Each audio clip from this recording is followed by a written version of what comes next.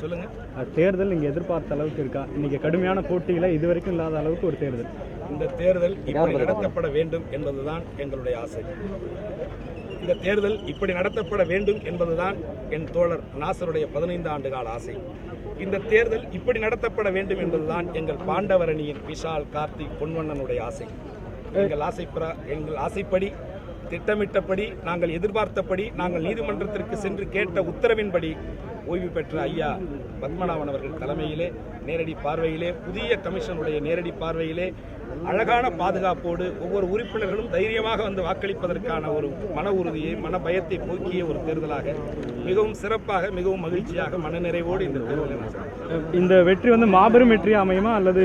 நிச்சயமாக மாபெரும் வெற்றி தான். இந்த வெற்றி மக்களுடைய வெற்றியாக இருக்கும். இது ஒட்டுமொத்த சக உறுப்பினர்களுடைய வெற்றியாக இருக்கும். நிச்சயமாக இது நீதிக்கும் தர்மத்துக்கும் கிடைக்கக்கூடிய வெற்றியாக இருக்கும். Okay, thank you.